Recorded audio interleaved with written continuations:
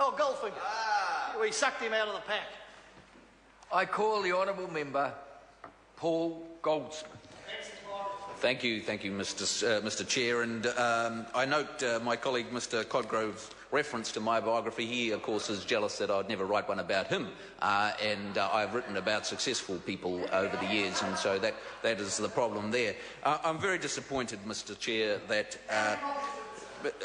a lot of copies, actually. I was very disappointed that the Labour Party have walked away from this bill. I do like to acknowledge the work of the former chairman, Mr. Todd McClay, who worked very hard to get Labour to get bipartisan support for this bill. We heard a lot of very lengthy monologues from David Cunliffe.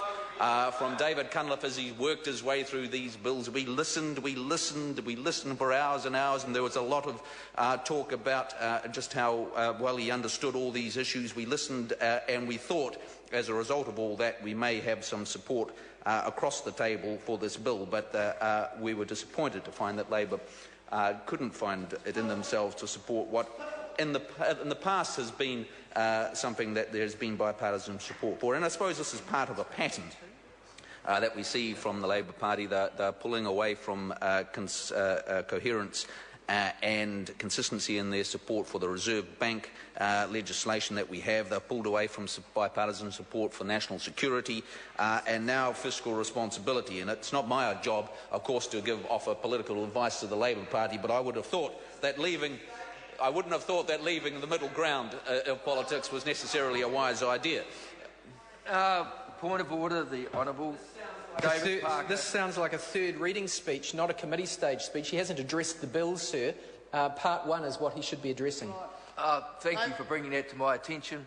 And the Honourable member might like to... my apologies, Mr. Chair. Relevance, Mr. My apologies, Mr. Chair. So, but it is Wednesday morning.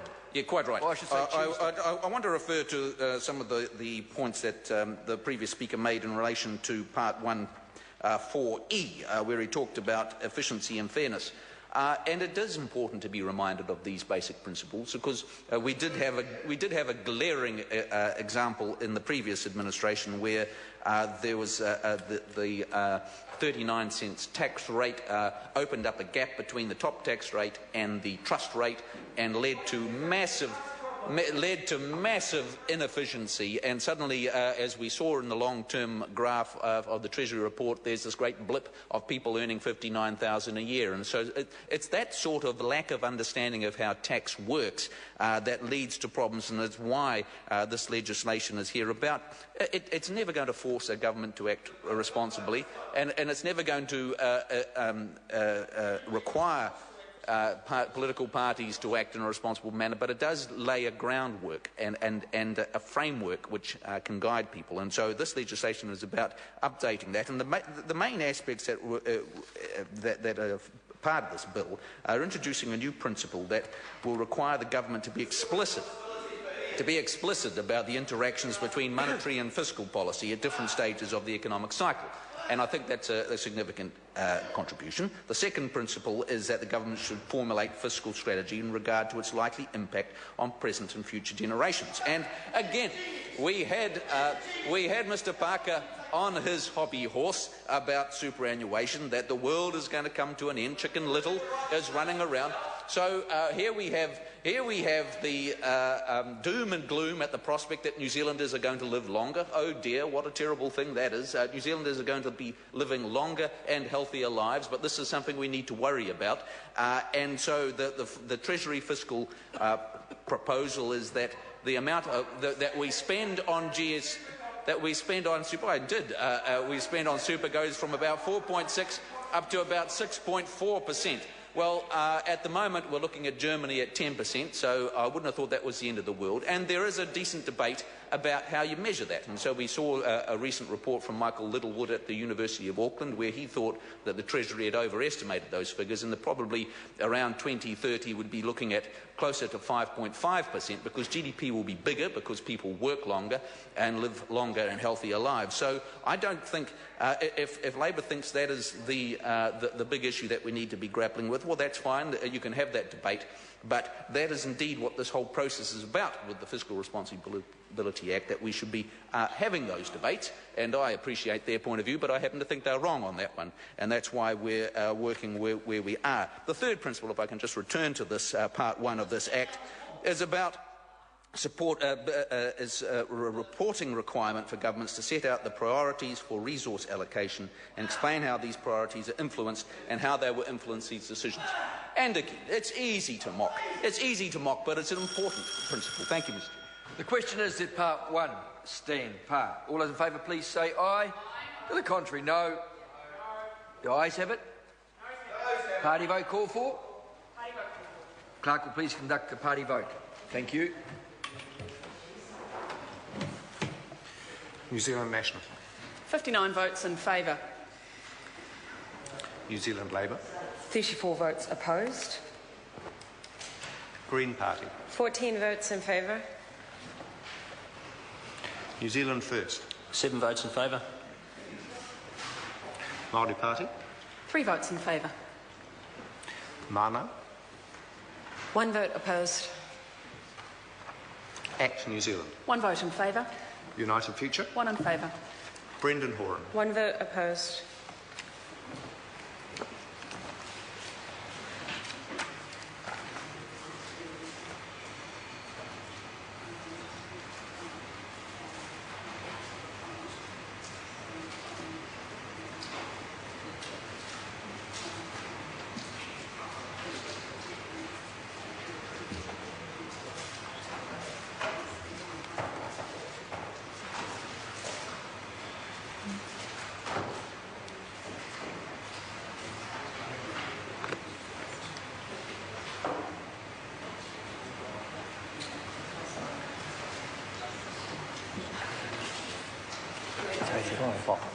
Honourable members, the ayes are 85, the noes are 36. Part 1 will stand part. We now come to debate on part 2, and that is debate on clause 12. So it's obviously a narrow one. Right, in that case I'll put the Minister's amendments. The question is that the Minister's amendments to part 2 set out on SOP number 279 be agreed to. All those in favour please say aye. Contrary no. The ayes have it. Party vote called for. Clerk will please conduct the party vote. Thank you. New Zealand National. 59 votes in favour. New Zealand Labour. 34 votes opposed. Green Party. 14 votes opposed. New Zealand First. 7 votes in favour. Māori Party. Yeah. 3 votes in favour. Mana. 1 vote opposed. Act New Zealand. 1 vote in favour. United Future. 1 in favour. Brendan Horan. 1 vote opposed.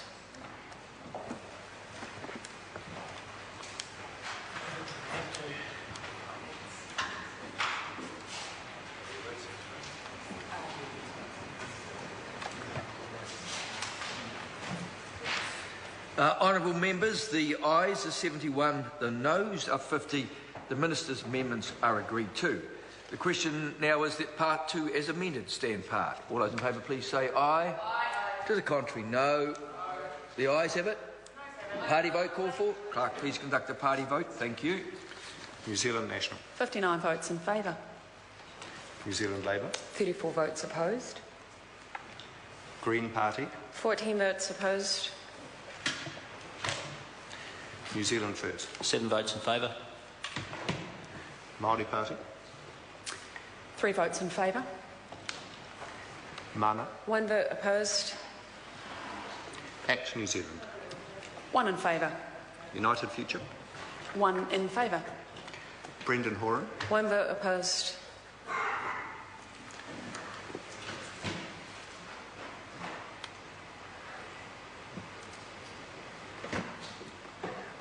Honourable members, the ayes are 71, the noes are 50. Part 2 as amended will stand part. The question now is that clauses 1, 2 and 3 stand part. 1 debate, 3 votes. Right, the question is that clause 1 stand part. All those in favour please say aye. The contrary, no. The ayes have it. Party vote called for. In that case, the clerk will please conduct the party vote. New Zealand National. 59 votes in favour. New Zealand Labour. 34 votes opposed. Green Party. 14 votes in favour. New Zealand First. 7 votes in favour. Māori Party. 3 votes in favour. Mana.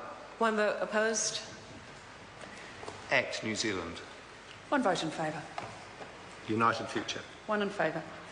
Brendan Horan. 1 vote opposed.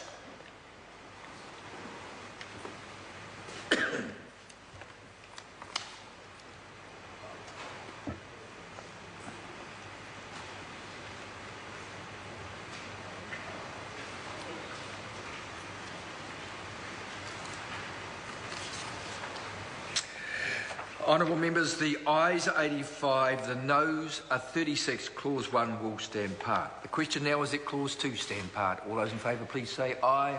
The contrary, no. The ayes have it. Party vote has been called for. Please conduct a party vote. Thank you. New Zealand National.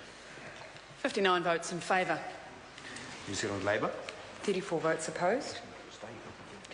Green Party. 14 votes in favour. New Zealand First. 7 votes in favour. Māori Party. 3 votes in favour. Mana. 1 vote opposed. Act New Zealand. 1 vote in favour. United Future. 1 vote in favour. Brendan Horan. 1 vote opposed.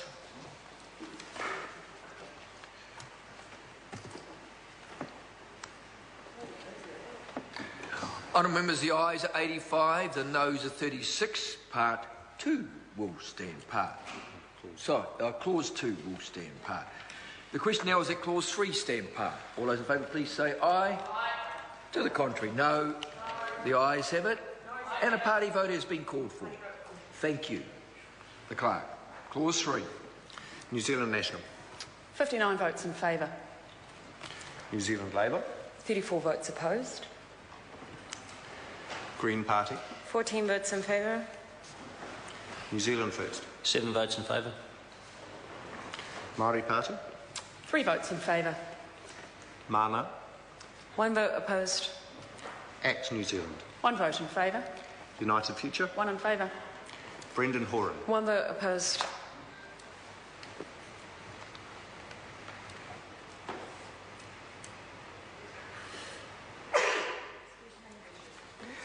Honourable members, the ayes are 85, the noes are 36. Clause 3 will stand part. I will report this bill with amendment.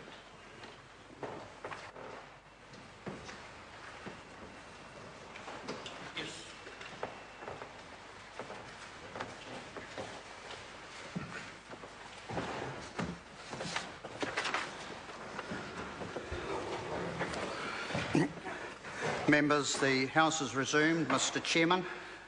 Mr Speaker, I wish to report that the committee has considered the Public Finance Fiscal Responsibility Amendment Bill and reports it with amendment. Mr Speaker, I move that the report be adopted. The question is that the report be adopted. Those of that opinion will say aye. Aye. To the contrary, no. The ayes have it. The bill is set down for third reading forthwith. The Honourable Bill English. Mr Speaker, I move that the Public Finance Fiscal Responsibility Amendment Bill be now read